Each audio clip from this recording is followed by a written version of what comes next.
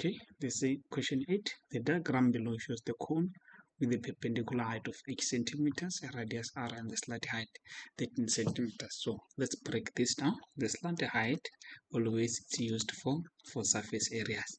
So what is the surface area? Surface area is the area of the sides we the figure have, and this can be open or that can be closed. Now a perpendicular height, this is the height of the figure. So in that means this is the from, because this figure here is a pyramid, this figure here is a pyramid, it must have an apex.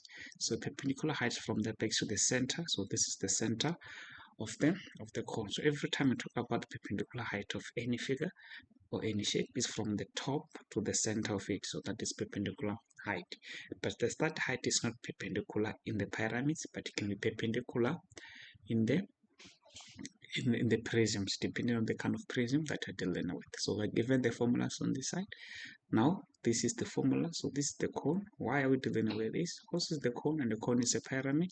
So we can say that the volume of a pyramid, it is equals to 1 over 3 the volume of a prism. So now we must check which prism is more related to a cone, which is a cylinder. So volume of a cylinder is pi r squared h. So natural surface area, here we'll talk about it.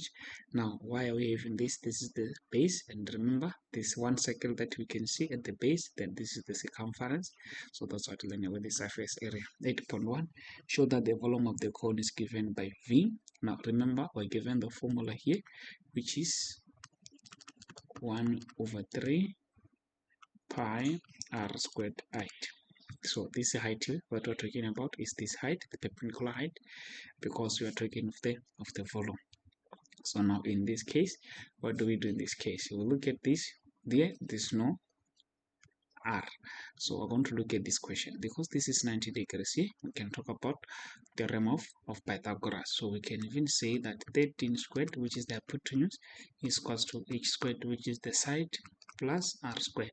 So that makes r squared to be 13 squared minus h squared, which r squared is equals to 169 minus h squared. So that is r squared. So we have this. We're going to say it's 1 over 3 pi. I'll put my h here and put my r, which is 169 minus h squared.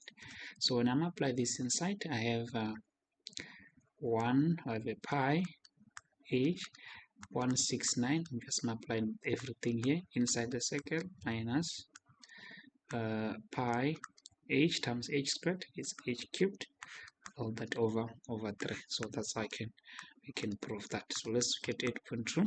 They say if h is 12 centimeters, determine the total surface area. Total surface area, let's check if the figure is open or closed. So this figure here is closed. Why are we saying it's closed? Because they didn't say anything about being open, or this figure is not placed on top of anything. Therefore, this is a closed figure. If it's closed, then what is the surface area? Surface area, we have a circle which is closing the base, and plus we have the circumference, which is pi radius secant height. So what is the area of the circle? We must get r. Can we get r? Yes, because we have this h as what? As 12 centimeters.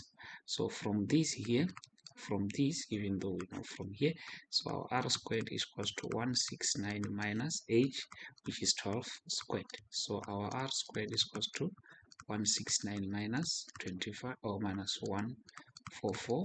Then r squared is equals to 169 minus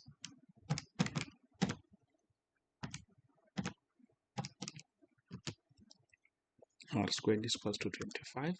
So we do the square root, so our r will be 5 centimeters.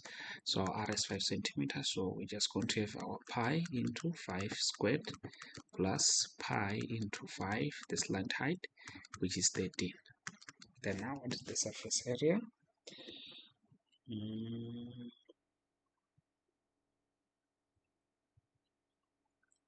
We punch that in the calculator. Punch that on the calculator, which is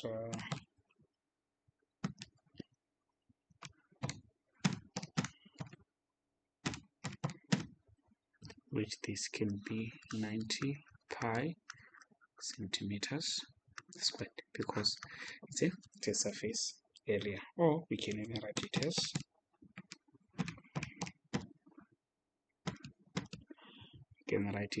we can even write our area as 282.78. Remember, with the surface area, the figure can be closed or the figure can be open.